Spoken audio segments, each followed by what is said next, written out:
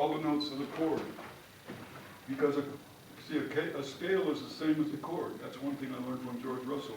The scale happens in time. The scale happens in time. The chord happens all at once. I mean, it's our perception of time. Gary Peacock told me one time, to him there's no such thing as melody, because melody is an illusion, because everything is happening all at once. All you hear is one note at a time. So a chord happens all at once. If you take the scale, take the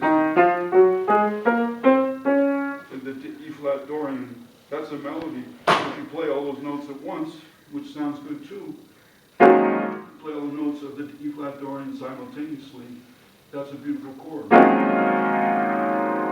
It's a scale. A scale is a chord. George Russell helped me see that. I didn't see it before. So sometimes there's a mystery about what is a chord scale. All you have to do, play the scale, all the notes simultaneously. That's how he arrived at the Lydian concept. Because if you play the Lydian scale, it's all the notes are chord tones. Say C major. Because,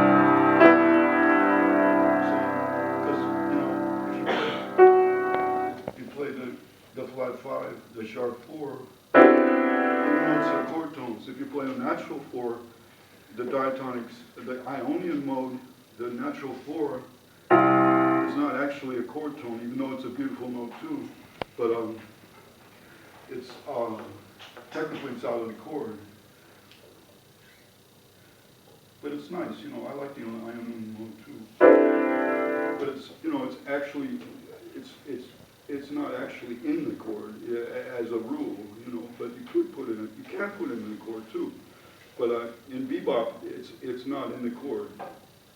To Bud Powell would always play, when he played an 11 on a major chord, it would be a raised 11.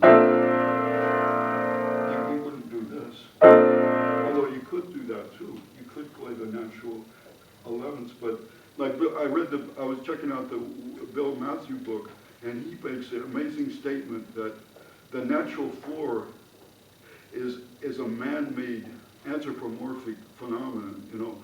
If the Lydian scale is all acoustic, is an acoustic phenomenon, because the raised 11 is in the harmonic series, but the natural 11, William Matthew feels, is an anthropomorphic thing that humans hear. That's a human contribution to a natural phenomenon of the harmonic series. So you hear the natural 4 in the blues scale, and you hear Charlie Parker, like Charlie Parker loves the natural 4, like in Relaxing at Camarillo. It goes, he loves the natural 4, and he'll even end a solo on the natural 4 over the tonic, like, it's a beautiful sound. But it's out, Charlie Parker played outside too. He played out of the chord. He'd go, and rhythm changes. Lester Young too, Lester Young solo on Honeysuckle Rose, 1939 in Carnegie Hall.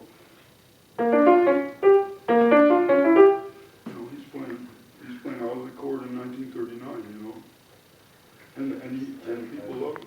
I mean, one time I saw an interview with Branford and Winton, and they said, when you transcribe solos, technically you should transcribe the entire ensemble, because when you transcribe a solo, you only see a one-sided picture. You see a beautiful picture of the melody, but you don't, what makes those solos sound good?